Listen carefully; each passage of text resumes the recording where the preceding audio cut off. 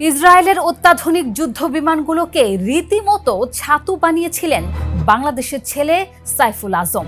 ১৯৬৭ সালে গোটা আরবের সাথে যুদ্ধ বাঁধায় ইসরায়েল। যুদ্ধে এক ইসরায়েলের সাথে নাস্তানাবুদ হচ্ছে আরবের দেশগুলো। ইসরায়েলি তাণ্ডবে উড়ে যাচ্ছে আরব। তখন দায়িত্ব এলো সাইফুল আজমের কাঁধে। জর্ডানের পক্ষে আকাশে উঠলেন তিনি। তারপরে গড়লেন এক ইতিহাস। ডগফাইটে ধ্বংস করলেন ৩টি ইসরায়েলি অত্যাধুনিক যুদ্ধ বিমান।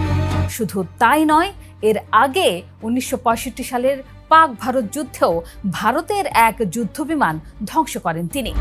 যদিও ইসরায়েল এসব স্বীকার করে না, কিন্তু ইতিহাস বলে একক ব্যক্তি হিসেবে ইসরায়েল ও ভারতের যুদ্ধ বিমান ধ্বংস করে ইতিহাসে বিরল এক কীর্তি গড়েন সাইফুল আজম।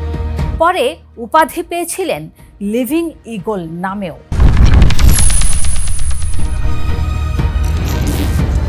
এই ২০২৬ সালে এসেও সেই সাইফুল আজমকে স্মরণ করে ইসরায়েলকে খোঁচা দিচ্ছে পাকিস্তান। ইসলামাবাদের বিমান বাহিনীর অবসরপ্রাপ্ত এয়ার কমডোর খালিদ চিস্তি সম্প্রতি বলেন, পশ্চিম এশিয়ার সংঘর্ষে পাক পাইলটদের হাতে ধ্বংস হয় ইহুদিদের একাধিক যুদ্ধ বিমান। আমাদের সঙ্গে ডগ ফাইটে এটে উঠতে পারেনি তেল আবিবের বিমান বাহিনী। আসলে পাকিস্তান ইসরায়েলের এই বৈরিতা নতুন কিছু না। জন্মলগ্ন থেকেই ইসরায়েলকে রাষ্ট্র হিসেবে স্বীকৃতি দেয়নি পাকিস্তান। উল্টো ইসরায়েলকে ঠেকাতে সবসময় আরব বিশ্বের পাশে থেকেছে ইসলামাবাদ। আর সেই শত্রুতা আরও গাঢ় হয় ৮০-এর দশকে, যখন পাকিস্তান পারমাণবিক শক্তিধর হওয়ার পথে হাঁটতে শুরু করে।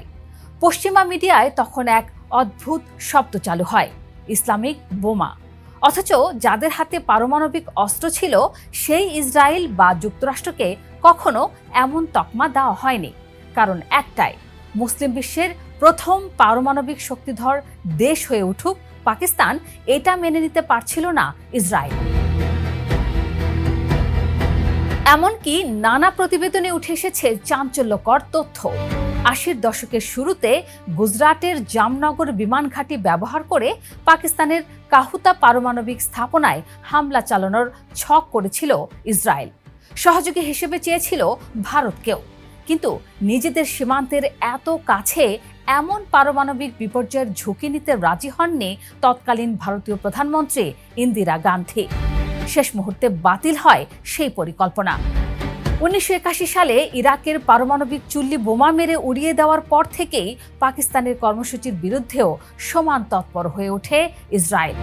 অর্থাৎ পাকিস্তানকে ঠেকানোর চেষ্টা ইসরায়েলের বহু পুরনো অভ্যাস, শুধু ব্যর্থ হয়েছে বারবার। In the heart of the city rises a destination built for greatness.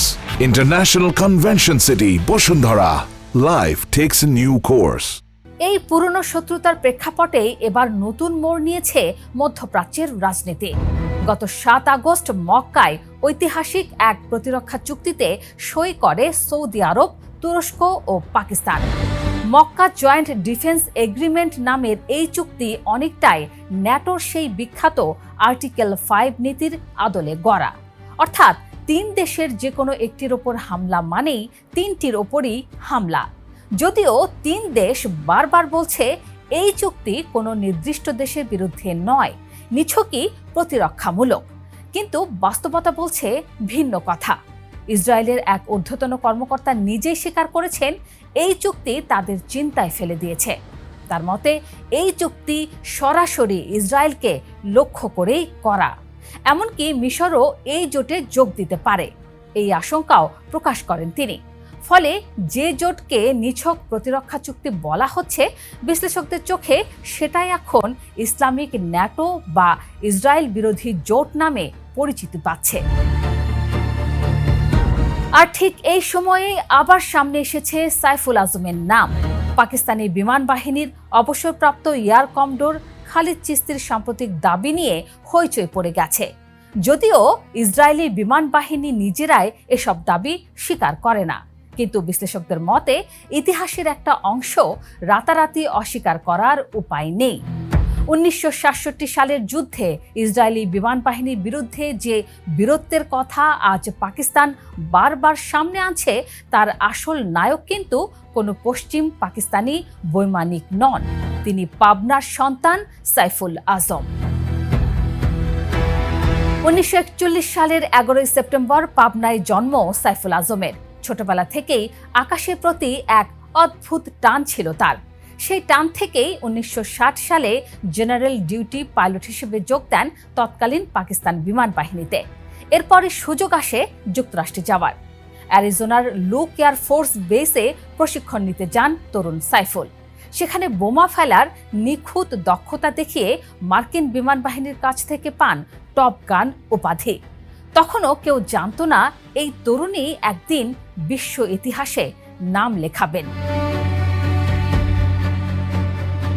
সুযোগ আসে 1965 সালে। কাশ্মীর নিয়ে বেঁধে যায় পাক ভারত যুদ্ধ।